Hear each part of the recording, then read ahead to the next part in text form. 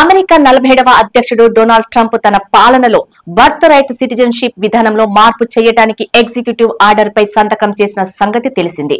ఈ నిర్ణయంపై దేశవ్యాప్తంగా భిన్నాభిప్రాయాలు, నిరసనలు వ్యక్తమవుతున్నాయి. దీనిపై కొందరు కోర్టును కూడా ఆశ్రయించారు.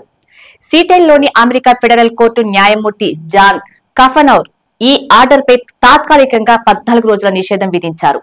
ఇక ఒక విధంగా అధ్యక్షుడు డొనాల్డ్ ట్రంప్ కి గట్టి దెబ్బే. అమెరికా రాజ్యాంగంలోని 14వ సవరణ ప్రకారం అమెరికాలో పుట్టిన ప్రతి పిల్లవాడికి పౌరసత్వ హక్కు కల్పించబడుతుంది. అయితే ట్రంప్ ఈ నిబంధనలో మార్పులు చేయాలని, కేవలం తల్లిదండ్రులలో ఒకరికి అమెరికా పౌరసత్వం లేదా శాశ్వత నివాస హక్కు ఉంటేనే బర్త్ రైట్ సిటిజన్షిప్ ఇవ్వాలనే నిబంధనను ప్రతిపాదించారు. దీంతో ట్రంప్ ఆర్డర్ను సవాలు చేస్తూ వాషింగ్టన్, ఎరిజోనా, ఇల్లినాయిస్, ఒరెగాన్ రాష్ట్రాలు కోర్టును ఆశ్రయించాయి. ఈ నేపథ్యంలో న్యాయమూర్తి జాన్ కఫనౌర్ ఈ ఆర్డర్ రాజ్యాంగ విరుద్ధం అనే భావనలో దిస్ ఈజ్ అన్కాన్స్టిట్యూషనల్ అనే అభివర్ణించారు. ఈ అంశంపై న్యాయమూర్తి కఫనౌర్ ట్రంప్ ఆర్డర్ను 14 రోజుల పాటు రద్దు చేస్తూ గత 40 ఏళ్లలో ఇలాంటి ఆదేశాన్ని నేను చూడలేదు అని వ్యాఖ్యానించారు. ఈ ఆర్డర్ను తాత్కాలికంగా నిలిపివేయటం మాత్రమే జరిగిందని, అది శాశ్వత రద్దుకు సంకేతం కాదని స్పష్టం చేశారు. ట్రంప్ ఈ ఆదేశంపై సంతకం చేయగానే అమెరికాలో నివసిస్తున్న వలస కుటుంబాలు తీవ్ర ఆందోళనకు గురయ్యాయి.